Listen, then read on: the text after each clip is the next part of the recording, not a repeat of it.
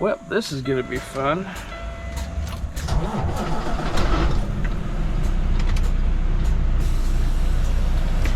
I can already tell I'm not gonna like this.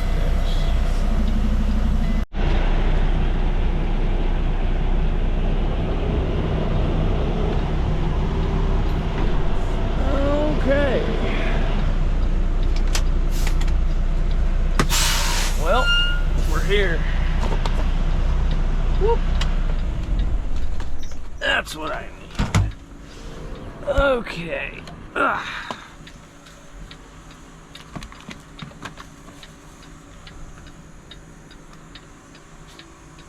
Hello, yes, I am here with USA Truck for a pickup.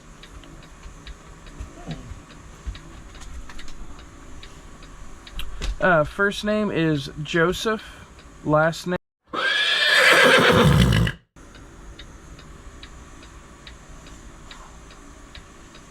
Yes, ma'am.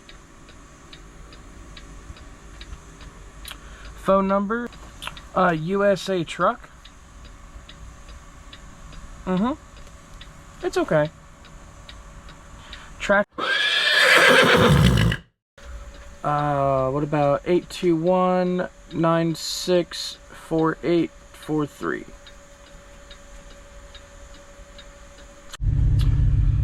Well, so went in there, checked in, talked to the shipping office. Load's not ready. We're gonna be sitting here waiting for the load to get done and to be put on the trailer. They said, we showed up at 1 o'clock. They said come back at 4 o'clock, and the load, my clock's ticking right now, and I gotta be in Kansas City, Missouri tomorrow morning by 8 a.m.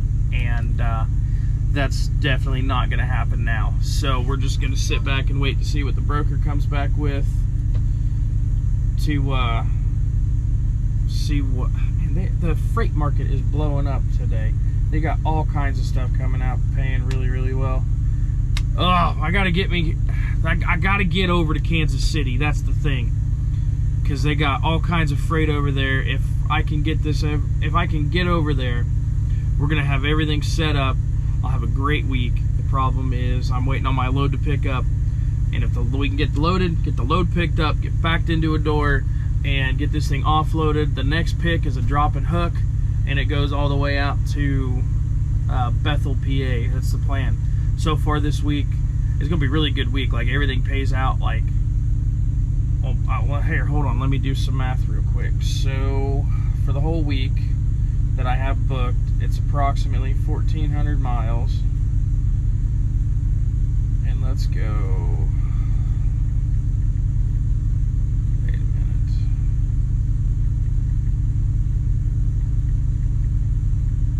That's $3. I'm gonna average this week about $3.92 a mile for the whole week, for 1,400 miles.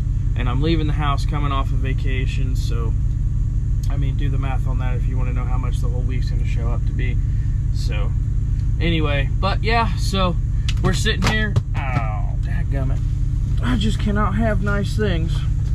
Yeah, it's only an iPhone.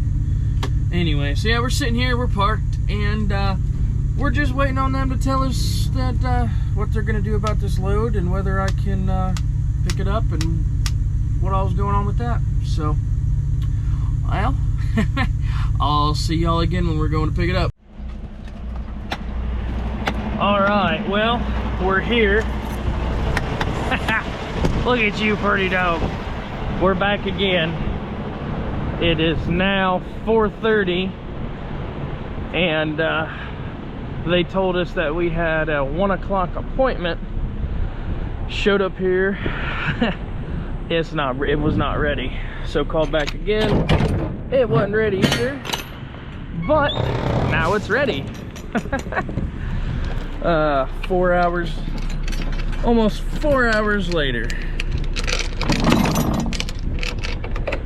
Boat's finally ready. So we got to back up down there. We're going to door 35 over there. And they want you to wait inside, but since I've got good old tank up there, they're gonna be nice enough to let me drop my trailer. What you doing, Goofy? Huh? What you doing? Making a mess is what you're doing. Flashers are on. Backing up. So let's make haste makes waste. So let's take all our room here and make our time.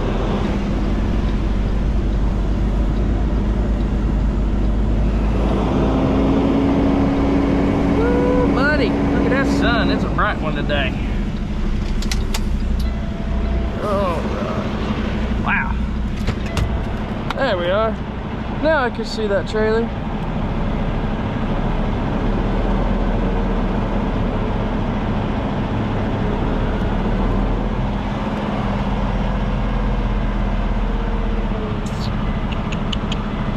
Yep, there we go.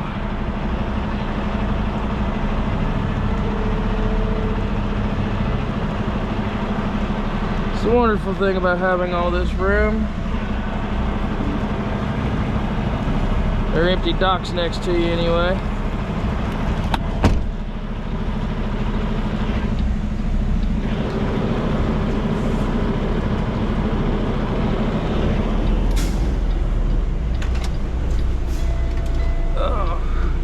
There go stink bugs back.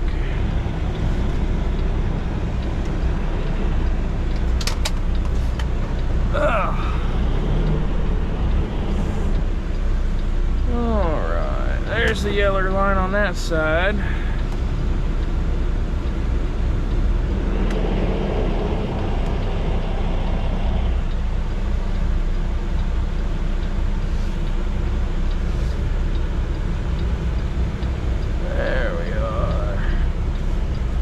Come on, get in there, girly. Yeah, still gonna have to pull up one more time.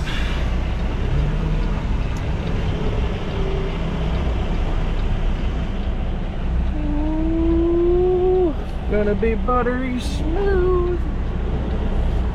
Yeah.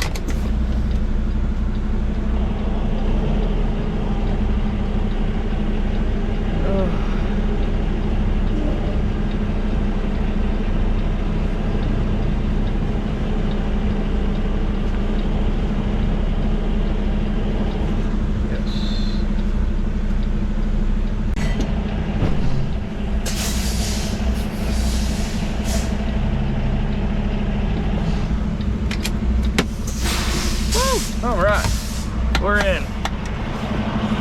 Let's go.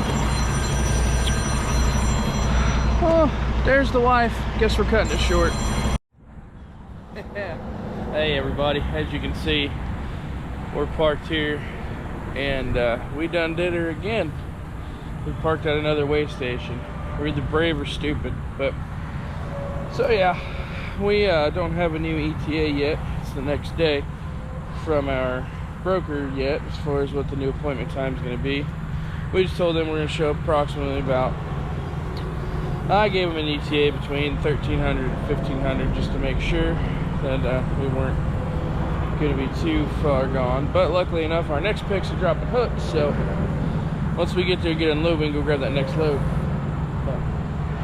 All right, y'all. Well, we done let Fido out, and I'm gonna go do this pre-trip, and I'll see y'all in a bit.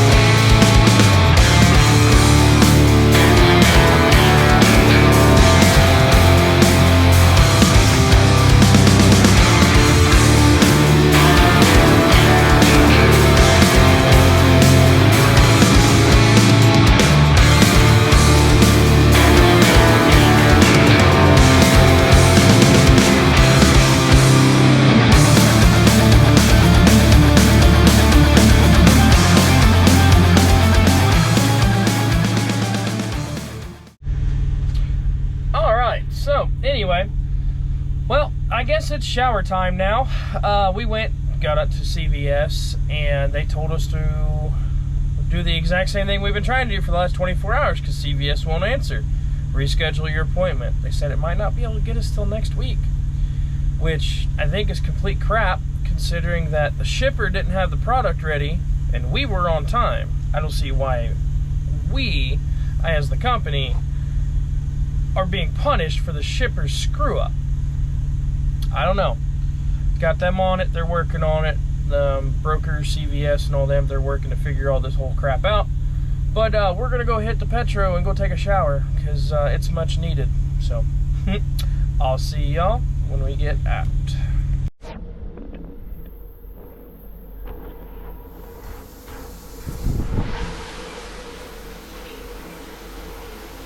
Are back in the truck, still waiting to figure out what they want done with this. Got showered, got cleaned up, so that's good.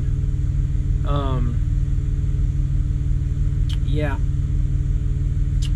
Brokers still can't get a hold of CVS. It's gonna make for a really, really, really fun day. And I still am supposed to pick up this other load today. Luckily, it's on a preloaded trailer, so worst case scenario, you know, it's just drop it empty, hook up to it, and go. But it doesn't mean that that's just exactly how I want to do it. It would have been just much easier if we would have just, you know, CVS would have just took their daggum freight, or the shipper would have had it on time. But the way it goes, man. It is what it is. All right, everybody. So last we talked, we were waiting for confirmation as what we were going to do with the CVS load.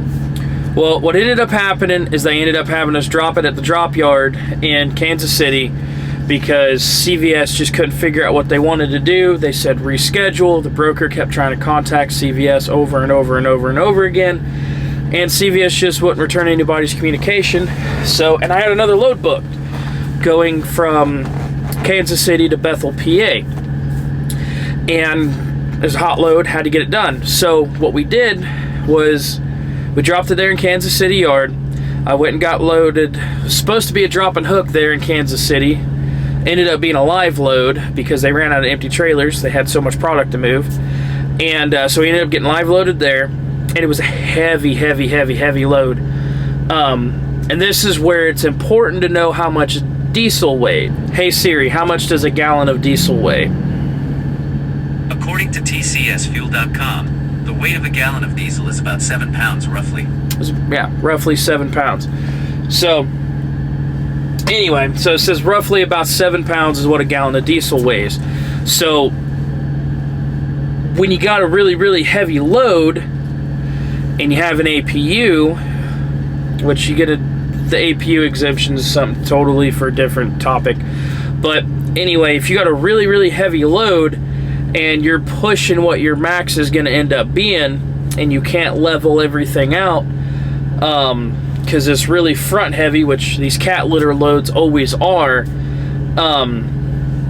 you want to make sure you're under that 34,000 pounds on your drives, because you're allowed 12 up front, 34 on the drives, 34 on the trailer. And you also got to calculate in on these really, really heavy loads like the one I just pulled, how much diesel fuel you got and how much weight per pound that you're going to have with all of those gallons of diesel. So I got 200-gallon tanks on my truck. So if my math is correct, 7 pounds of per gallon of diesel times 200 gallons makes 1,400 pounds of extra weight. So when you're pushing really heavy loads and you're on that cusp of like 80,000 or 80,100 or, you know, whatever it's going to be with a full tank, sometimes you got to cut it down to a half a tank, which is how this load was. It was so heavy, I had to run half tank the entire course of the way to Bethel, Pennsylvania, which meant I had to plot my fuel points. I had to make sure I knew how much fuel I was putting, how much fuel I could carry, so that way I wouldn't get an overweight ticket, and everything worked out to where I could only have 100 gallons of diesel on the truck out of my 200 gallons between both tanks to be able to run and stay legal. So I was right at 34,000, or that's like 33 and some change, at a half a tank once I scaled out. So we ran half a tank the whole way to Bethel, Pennsylvania, which meant I had to stop and get fuel more often. But that's why you plot your fuel points, you plan it, you try to make sure you're buying cheap fuel, make sure you get your IFTA good. And by God, these diesel prices out here on the East Coast are just ridiculous. I think the highest price of diesel I saw was $4 and a penny a gallon. I mean, absolutely ridiculous. So that's my last little bit of word of advice. We made it from Kansas City all the way to Bethel, PA. It was a tight load. I didn't have time to catch any of the filming that I wanted to, just for the simple fact of how tight the load was scheduled and how much everything from CVS got screwed up, and how much everything from, instead of it being a drop and hook and being a live load, how much time that took away from everything. So didn't get to do a whole lot of filming, but we made it there. We made it on time. Didn't get no overweight tickets. And we're getting the heck out of Pennsylvania as quick and as fast as possible, because the fuel prices over here are ridiculous. So as it stands, this is going to be the end of this video. We got a load that picks up in the morning, which will start next week. Did really good this week. If we could have had the whole week to run, if I would have left the house for vacation a little bit sooner, we would have made more money. But we all know how it is coming off of vacation. Nobody wants to freaking work that daggum hard on their week home from vacation. But next week we got a good week booked that we're looking at. So we'll see y'all next week on next video. Until then, I love y'all. We'll see you next time.